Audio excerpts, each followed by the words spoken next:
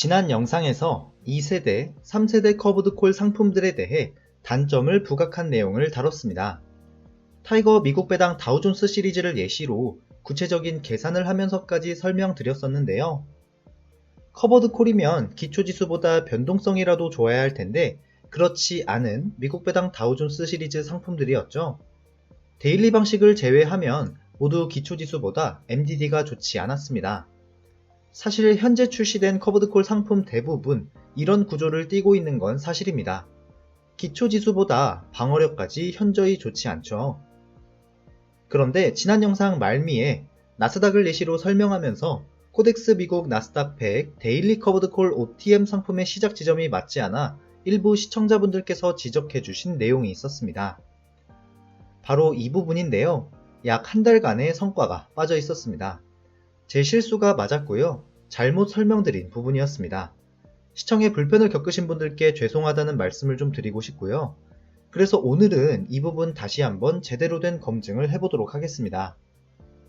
코덱스 미국 나스닥 100 데일리 커버드콜 OTM 상품이 출시된 이후로의 성과 비교입니다. 해당 상품의 경우 연평균 수익률에서 기초자산과 유사 상품인 타이거의 데일리 커버드콜을 앞서면서도 변동성에서 훨씬 좋은 성과를 보여주었습니다. 하지만 비교적 약 반년 정도 먼저 출시한 타이거 상품의 경우 보다 더 긴 기간으로 봤을 때 기초 자산의 수익률을 따라가진 못했습니다. 그렇다면 앞서 보신 코덱스 상품의 경우 왜 이렇게 큰 변동성의 차이가 일어났는지 한번 기간별로 살펴보겠습니다. 제가 분석한 시트를 그대로 복사했는데요. 주 단위로 연평균 수익률과 변동성을 체크해 보았습니다. 세 ETF 모두 최근 하락의 영향으로 MDD가 최고로 높은 시기를 보면 비교적 최근이었다는 걸 알 수 있습니다. 모두 올해 3월이 변동성 최고로 높은 수치를 보이고 있습니다. 25년 2월까지 세 종목 모두 큰 편차 없는 MDD 수치를 보여왔는데 3월 조정장에서 기초자산이 급격하게 하락하게 되었고 커버드콜은 이런 급격한 하락 증시에서는 강한 모습을 보여주었습니다. 따라서 급격한 하락에는 커버드콜이 기초자산보다 유리하다고 정리해 볼 수 있겠는데 상승장의 경우 당연히 불리하다는 건 모두 알고 계실 겁니다. 그렇다면 이를 데이터로 조금 더 정리해 보도록 하겠습니다. 나스닥과는 달리 S&P 500의 경우 OTM 상품이 기존에 출시된 적이 있었는데요. 바로 여기 보시는 에이스의 상품입니다. 당시 에이스에서는 빅테크 7과 반도체 상품에 대해 데일리 커버드콜 OTM 방식을 사용한 상품을 출시했었죠. 코덱스 상품의 출시가 비교적 짧아서 검증이 어렵지만 나스닥과 마찬가지로 급격한 하락 추세에서는 기초지수가 가장 좋지 않은 결과를 보였고 여기서도 역시 코덱스의 상품의 성과가 가장 돋보였습니다. 그나마 가장 좋은 수익률과 가장 좋은 방어력까지 보여주었죠. 코덱스를 제외한 에이스와 타이거의 상품을 보시면 역시 기간이 조금 길어지니까 기초지수의 상승분을 못 따라간 결과를 보여주었습니다. 따라서 단기간의 변동성 장세에서 커버드콜이 좋은 건 맞는데 그게 정말 우리가 생각하는 기간보다 더욱더 단기간이라는 걸 알 수 있습니다. 물론 장기간 하락장이 지속되면 어쩌냐는 의견이 있을 수 있는데요. 우리 모두 증시가 우상향할 거라는 믿음으로 투자를 하기 때문에 이 점은 논외로 간주하겠습니다. 지금부터 오늘 영상의 핵심 내용이죠. 바로 기초지수를 찾아서 방금 보셨던 상품들의 약 10년치 과거 백데이터를 찾아보도록 하겠습니다. 이번에도 구글 검색창에 S&P 500 데일리 프리미엄 커브드콜을 검색해 보고요. S&P 글로벌 사이트를 이용해 보도록 하겠습니다. 여기서 OTM 상품의 기초지수를 찾아보았는데요. 아쉽게도 나스닥은 없고 S&P 500만 있었습니다. 실제 코덱스 ETF 사이트에 들어가서 상장되어 있는 해당 상품을 검색하면 이 기초지수 명칭이 그대로 쓰여 있죠. 해당 기초지수의 성과대로 주가가 흘러갈 거라는 얘기와 같습니다. 앞서 제가 검색했던 S&P 500 10% 데일리 프리미엄 커브드콜 인덱스라는 기초지수는 타이거에서 운용하는 상품의 기초지수와 동일한 명칭이죠. 마찬가지로 이것도 동일하게 주가가 흘러갈 거라고 생각하시면 되겠습니다. 참고로 에이스 상품의 경우 추종하는 지수가 조금 명칭이 다른데요. 찾아볼 수는 없었지만 과거 데이터로 봤을 때 현저히 수익률 추종을 못했기 때문에 이번 영상에서는 제외하고 설명하겠습니다. 기초자산인 S&P 500까지 전부 포함시켜서 지난 1년간의 TR 지수를 보면 좀 놀라운 결과가 나오는데요. 커버드콜 상품이 더 좋은 결과들을 보여주고 있습니다. 심지어 OTM 커버드콜은 2% 이상을 상회하는 엄청난 수익률을 보여주고 있네요. 이번엔 3년치를 보겠습니다. 여전히 OTM 방식이 가장 높은 수익률을 보여주고 있고요. 10% 데일리 커버드콜은 기초 자산인 S&P 500보다 뒤처지고 있는 결과입니다. 5년 동안의 성과를 보면 이번엔 OTM 커버드콜 방식이 가장 수익률이 좋지 않았고 기초 자산이 가장 좋은 성과를 보여주었습니다. 하지만 세 ETF 모두 차트를 보면 계속 비슷하게 흘러간다는 걸 알 수 있죠. 이 사이트에서 확인 가능한 가장 긴 기간은 10년이지만 기초지수 자체가 생성이 되어 있지 않아서 10년치의 비교는 불가했습니다. 하지만 여기서 분석을 끝낸다면 너무 아쉽겠죠? 저희 채널은 타 채널과 차별성이 있다면 항상 수익률과 MDD를 함께 표기하는 건데요. 이번에도 그렇게 해보도록 하겠습니다. 엑셀로 데이터를 받아보니까 다행히도 2016년 8월부터 기초지수를 확인해 볼 수 있었습니다. 월초 시가 기준으로 전부 데이터를 솎아서 수익률과 MDD를 계산해서 표기했습니다.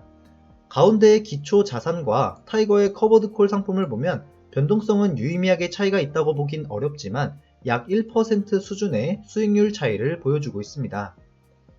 그에 반해 OTM 상품은 총 수익률 면에서는 아주 미묘하게 차이가 있지만 소수점 단위로 보면 같은 결과였고요.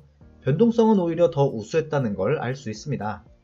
이렇게 되면 기초지수를 이기는 커버드콜 상품이라는 설명이 되는데요. 이 변동성에 대해 조금 더 구체적으로 보겠습니다. 구체적인 부분을 확인하고자 이번에는 수익률과 변동성에 대해 일자별로 표기했는데요. S&P 500의 변동성이 이렇게 마이너스 33%씩이나 되었는지 조금은 의아해 하실 수도 있을 것 같습니다. 우리가 대부분 MDD를 참고하는 포트폴리오 비주얼라이저라는 사이트는 월 단위의 연평균 수익률과 변동성을 체크해주고 있기 때문에 일자별로 보게 되면 조금은 다른 수치가 나오는데요. 어찌 보면 일자별로 보는 게 더 정확하다고 할 수 있겠죠. 다시 돌아와서 살펴보면 일자별로 봤을 때 연평균 수익률과 변동성 모두 OTM 커브드콜 방식이 기초지수보다 월등히 뛰어났다는 걸 알 수 있습니다. 특히 MDD는 차이가 10% 정도면 상당히 크다고 할 수 있는데요. 이번엔 그 기간을 구체적으로 보겠습니다. 세 기초지수 모두 최대 변동성을 나타냈던 건 바로 2020년 3월 코로나로 인한 증시 하락기였습니다. 이때 OTM 방식은 상대적으로 준수한 방어력을 보인 반면 기초자산과 보다 유사하게 흘러가는 10% 데일리 커브드콜 상품은 똑같은 변동성을 맞이했죠. 이번에는 증시가 꽤나 오랜 기간 하락했던 2022년을 보겠습니다. 코로나 팬데믹 시기에 비해 완만하고 꾸준히 주가가 하락했다는 특징이 있었는데요. 이러한 흐름에서는 OTM 방식도 기초자산과 거의 똑같은 변동성을 보인다는 걸 알 수 있습니다. 현재 상황이죠. 2025년 2월과 3월 단기적으로 봤을 때 급격한 조정장이었는데요. 이렇게 급격하게 빠지는 증시에서는 다시금 OTM 방식의 커버드 콜이 빛을 발한다는 걸 확인할 수 있습니다. 따라서 타이거 미국 S&P 500 타겟 데일리 커버드 콜 상품의 경우 기초자산을 잘 따라가는 건 맞는데 수익률과 변동성을 그냥 위아래로 압축해 놓은 상품이라고 생각하시면 좋을 것 같습니다. 근데 별로 효율이 나오지 않는 수치죠. 변동성은 거의 같다고 봐야 할 것 같습니다. 반면에 OTM 방식을 채택하는 코덱스 상품의 경우 급격하게 하락하는 구간에 한해서 굉장히 좋은 방어력을 보여준 건 사실입니다. 다만 회복 기간도 기초자산과 거의 동일했기 때문에 수치만큼 생각보다 큰 차이는 없었고요. 유의미한 건 TR 수익률이 기초자산보다 조금 좋았다는 사실입니다. 여기까지 데이터를 쭉 보셨으면 OTM 커버드 콜 투자가 상당히 좋은 방법일 거라는 생각을 하실 것 같습니다. 기초자산과 비슷한 수익률, 그리고 대부분의 기관에서 더 좋은 변동성을 보였기 때문인데요.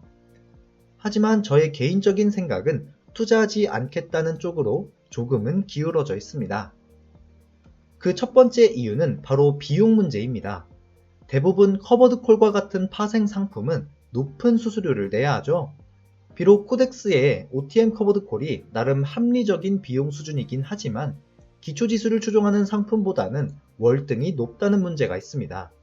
따라서 실제 백테스트보다 더 안 좋은 수치가 나오게 되겠죠. 두 번째 이유는 바로 절세 계좌의 변경된 혜택 때문입니다.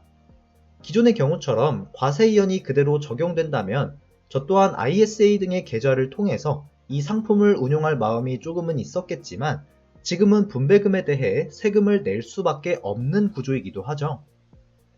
비록 정부에서는 크레딧 공제 등의 방식으로 보완책을 마련하고는 있지만 이 방식이 즉각적으로 배당 재투자를 가능하게 하는 구조는 아니기 때문에 실제 TR 성과와는 큰 괴리가 발생할 것으로 보입니다. 기초자산인 타이거 미국 S&P 500에 1%대의 배당률에 15.4%를 공제한다 쳐도 타격이 크진 않지만 OTM 커버드 콜 상품의 경우 10%가 넘는 고배당 상품이기 때문에 과표 증분이 증가하게 되어서 세금 책정이 제대로 되는 순간 상당한 폭으로 성과가 벌어질 수도 있습니다. 실제 이를 계산해서 대입해보면 배당률을 제외한 만큼 연평균 수익률에서 빠질 거고 거기에 세후 배당금을 더해주면 OTM 커버드 콜은 12.21%의 수익, 타겟 데일리 커버드 콜은 11.42%의 수익을 본 반면 본 기초지수를 추종하는 상품은 13.51%로 가장 효율이 좋았습니다. 따라서 만약 이 두 상품 중에 선택을 고민 중이신 분이 있다면 당연히 코덱스의 상품이 더 좋은 백테스트 결과를 보였기 때문에 이 코덱스를 선택하시는 게 맞다고 생각하고 있습니다. 타이거의 경우 과거 데이터를 보셨다시피 커버드 콜치고는 유의미하게 좋은 변동성을 못 보여줬기 때문이죠. 그래서 이 상품 타겟 커버드 콜이 아닌 만큼 배당률이 정해져 있지 않습니다. 다만 과도한 배당금을 지급하면서까지 주가를 우하향 형태로 만들지 않는다면 현재로선 배당 은퇴자들에게 가장 좋은 옵션 중 하나라고 생각하고 있습니다. 광고는 아니지만 최근 코덱스의 상품들을 보면 정말 좋은 상품들이 타사에 비해 유독 많은 것 같은데요. 지수 추종을 거의 복제하다시피 하는 OTM 커버드콜 뿐만이 아니라 제가 가장 좋아하는 커버드콜 상품 중 하나인 코덱스 미국 배당 커버드콜 액티브 상품도 아주 잘 운용해주고 있는 듯 하고요. 콜옵션과 풋옵션을 동시에 활용해서 마이너스 10%까지 손실 완충 구간을 마련해주는 버퍼 ETF라는 상품까지 등장했죠. 이 상품 저도 현재 열심히 공부해보고 있고요. 조만간 자료화해서 내용을 공유드리도록 하겠습니다. 마지막으로 평소 말씀드리고 싶었던 부분인데요. 제가 이 유튜브 영상을 만든다고 해서 여러분들보다 지식적으로 더 뛰어나다거나 투자를 더 잘하는 거 당연히 아닙니다. 단순히 저는 객관적으로 데이터 분석하는 걸 좋아하고 최적의 효율 투자를 추구하다 보니까 그 내용을 여러분들께 공유하고 전달을 해드리는 거고요. 저와 의견이 다르셔도 그 의견이 틀린 거 아닙니다. 오히려 더 정답일 수도 있습니다. 그러니까 댓글로 많은 의견을 공유해 주시면 정말로 감사하겠습니다. 오늘도 긴 영상 함께 해주셔서 감사합니다. 배당문이었습니다.